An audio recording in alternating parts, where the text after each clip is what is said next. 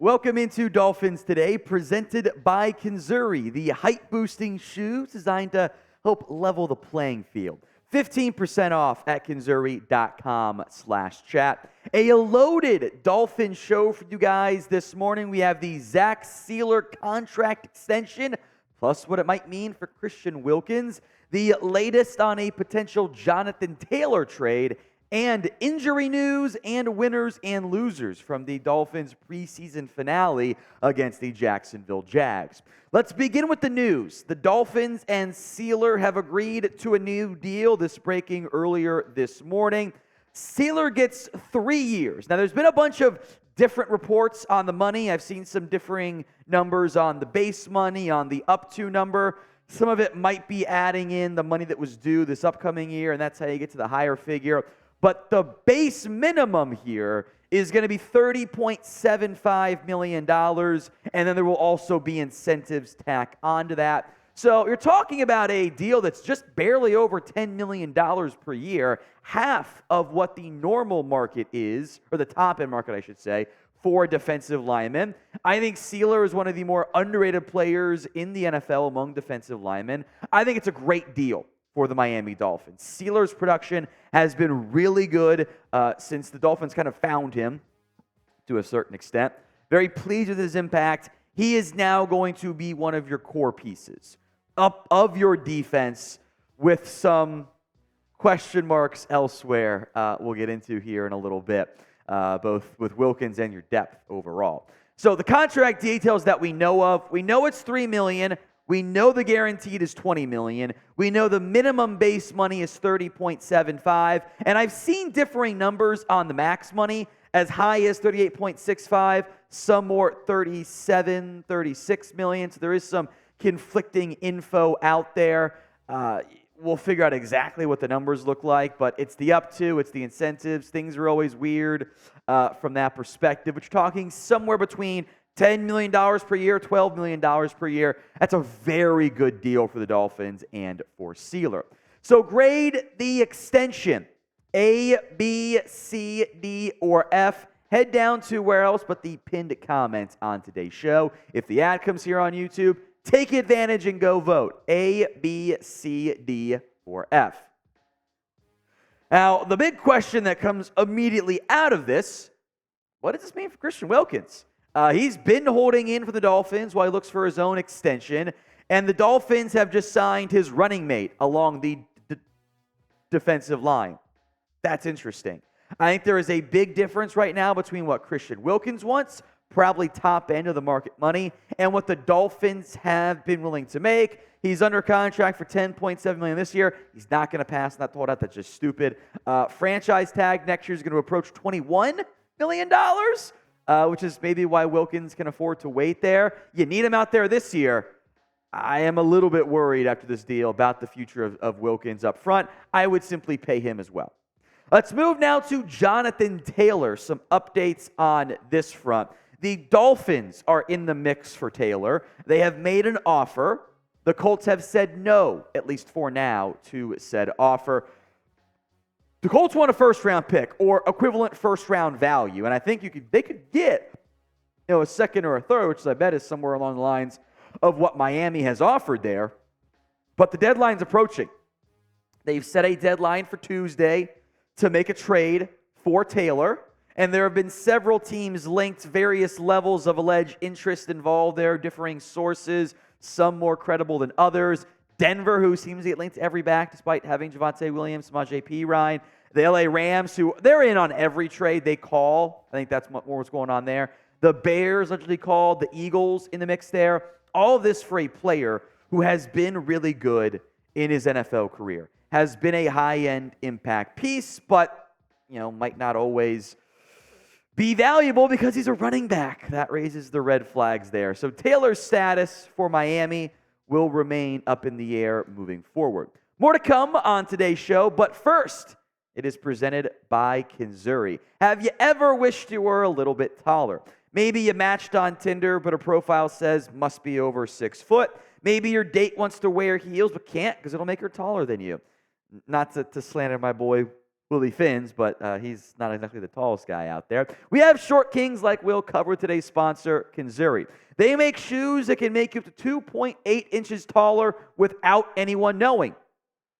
Conzuri shoes are not just height boosting, but also stylish and comfortable. They are not grandpa's Velcro shoes, but fashionable shoes that can receive compliments even without the height increase. The height insoles are integrated into the shoes, making it the ultimate height hack.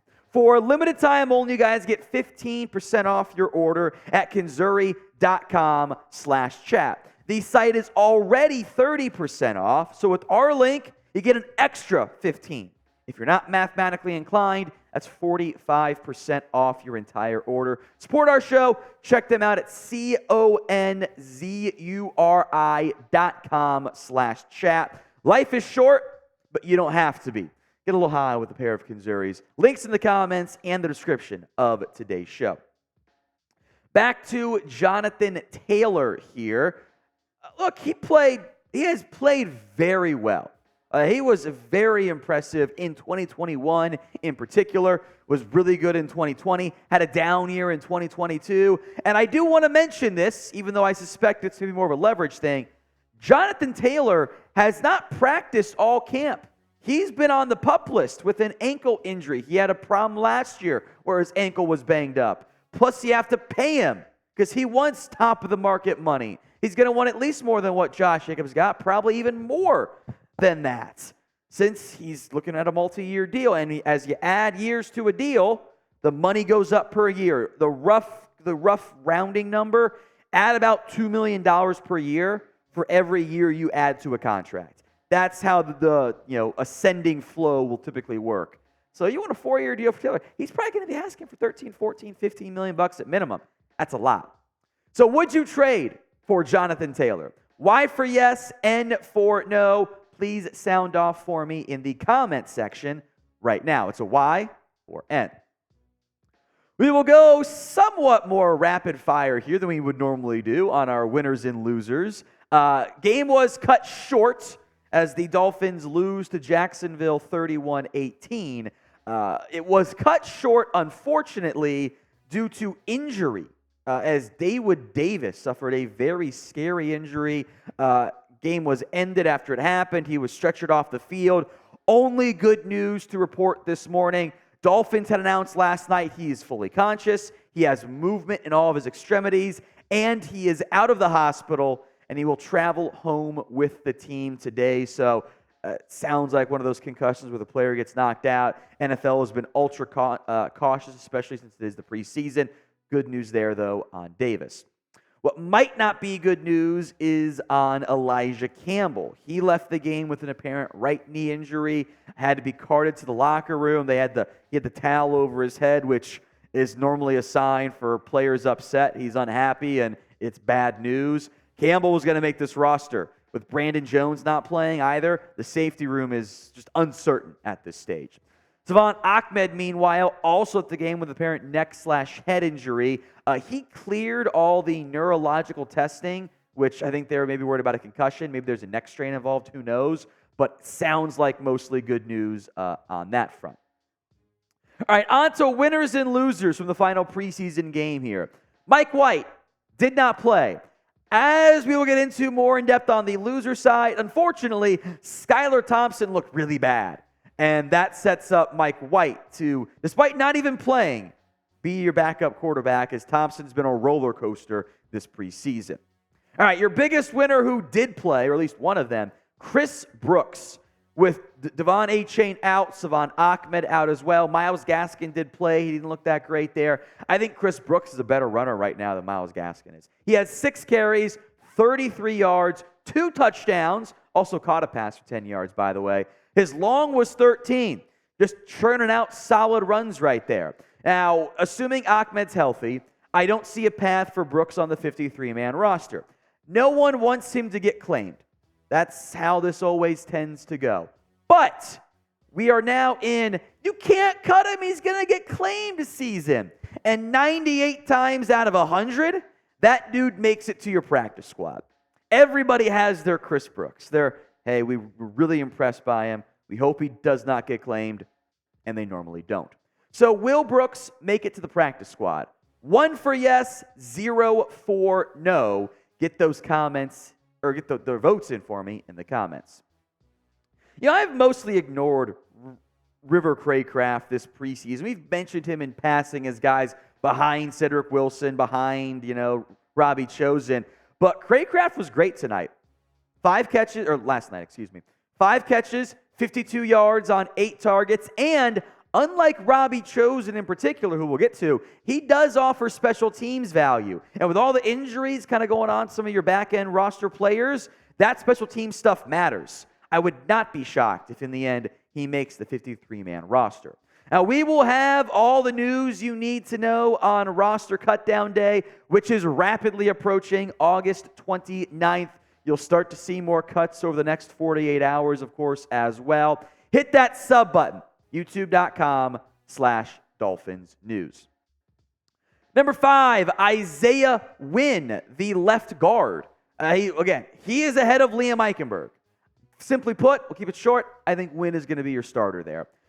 Deshaun Elliott falls into a similar category here. Not for he played great or out of his mind or anything, but Brandon Jones continues to kind of be slower in his recovery. I think Deshaun Elliott is going to be your week 1 starter at safety.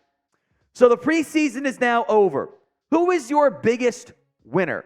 Sound off for me in the comments right now. All right, the losers. Skylar Thompson, that was as good as he was last week. And we're like, maybe he's your quarterback too. Thompson was bad. 15 of 24 for 135. That's, my math is 5.6 yards per attempt. It's not very good. 0 touchdowns, 2 interceptions. You just can't have it. You can't.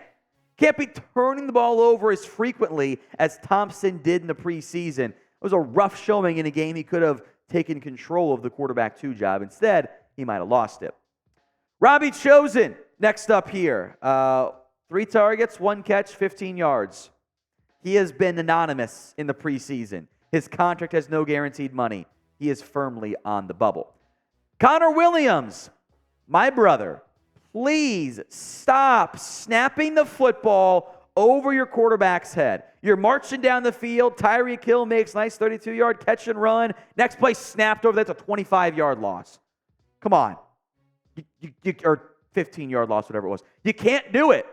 Your number 1 job is get the ball to the quarterback. You can't be snapping it 5 feet over the head of your 6'1" quarterback.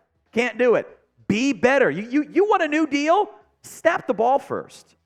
So who has been your biggest preseason loser for the Miami Dolphins? Drop that player name in the comments. All right, I'm going to give it to your interior D-line. No Wilkins, no Sieler, so it was Raekwon Davis and dudes fighting for the roster spots. Jacksonville averaged 5 yards per carry on the ground, 130 yards, 3 touchdowns, only 1 carry longer than 10 yards, by the way.